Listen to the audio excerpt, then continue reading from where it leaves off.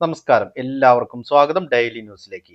നാളെ 2025 ഡിസംബർ മാസം 27 ശനിയാഴ്ച ദിവസം.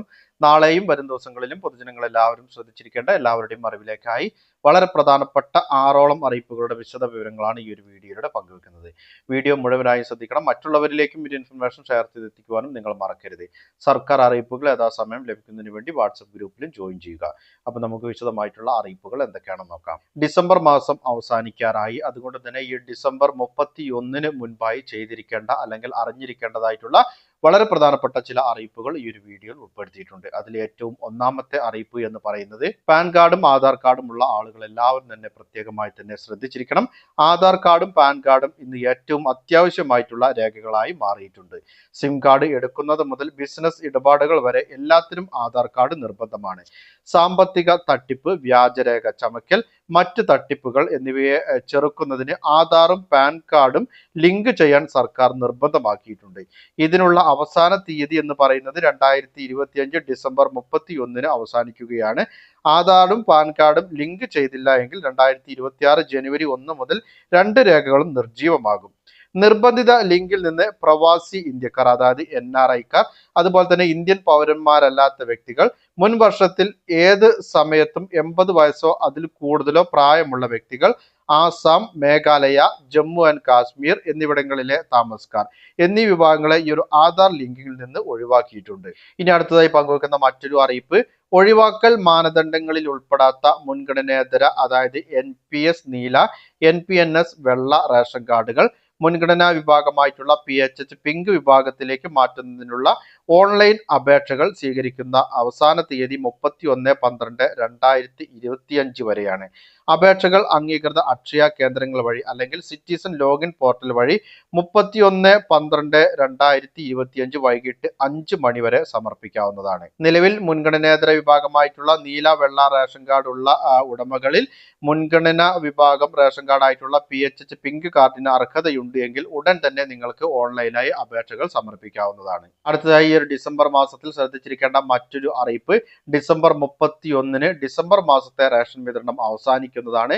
അപ്പോൾ തീർച്ചയായും എല്ലാ റേഷൻ കാർഡ് ഉടമകളും ഡിസംബർ 31 മുൻപായി ഓരോരുത്തർക്കും അനുവദിച്ചിട്ടുള്ള വിഹിതം ഉടൻ തന്നെ വാങ്ങുവാൻ പ്രത്യേകമായി തന്നെ ശ്രദ്ധിക്കണം. AY അന്ത്യോദയ അന്ന യോജന മഞ്ഞ കാർഡിന് 30 കിലോ അരിയും 2 കിലോ ഗോതമ്പും സൗജന്യമായും, 3 പാക്കറ്റ് ആട്ട 7 രൂപ നിരക്കിലും 1 കിലോ പഞ്ചസാര 27 രൂപ നിരക്കിലും ലഭിക്കും. PHH പിങ്ക് കാർഡിലെ ഓരോ അംഗത്തിനും 4 കിലോ അരിയും 1 കിലോ ഗോതമ്പും സൗജന്യമായി ലഭിക്കും.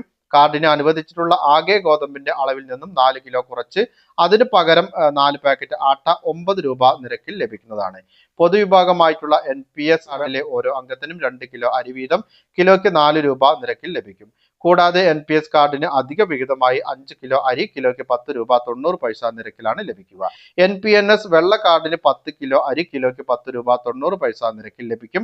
ഡിസംബർ 31 ഈ ഒരു റേഷൻ വിതരണം അവസാനിക്കുന്നതാണ്. അതിനുശേഷം ജനുവരി മാസത്തെ റേഷൻ വിതരണമാണ് ആരംഭിക്കുക. അതായത് ശ്രദ്ധിച്ചിരിക്കേണ്ട അറിയിപ്പ്, സംസ്ഥാനത്ത് ഈ ഒരു ക്രിസ്മസ് ഫെയറുകൾ ആരംഭിച്ചിട്ടുണ്ട്. ജനുവരി 1 വരെയാണ് ഈ ഒരു ക്രിസ്മസ് ഫെയറുകൾ പ്രവർത്തിക്കുക.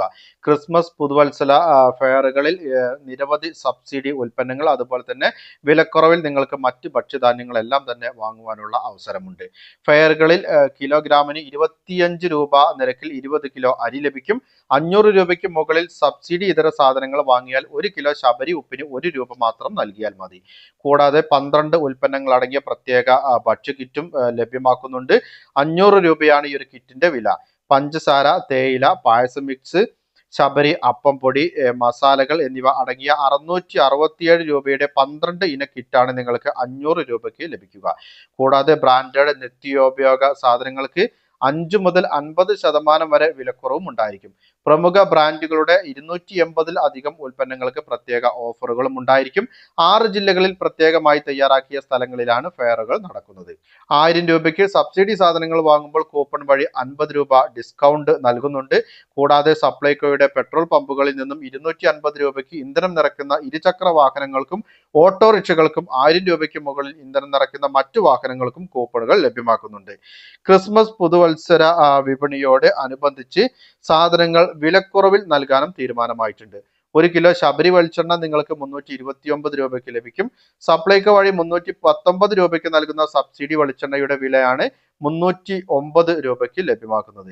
1 കിലോ ആട്ട 17 രൂപ നിരക്കിൽ നൽകും. ഇത് വെള്ള നീല റേഷൻ കാർഡുകൾക്കാണ് ലഭിക്കുക. അടുത്തതായി പങ്കുവെക്കുന്ന അറിയിപ്പ്, സംസ്ഥാനത്ത് യോഗ്യരായിട്ടുള്ള സ്ത്രീകൾക്ക് 1000 രൂപ പ്രതിമാസ പെൻഷൻ നൽകുന്ന പദ്ധതിയിലേക്ക് ഇപ്പോൾ അപേക്ഷകൾ സ്വീകരിച്ചു തുടങ്ങിയിട്ടുണ്ട്.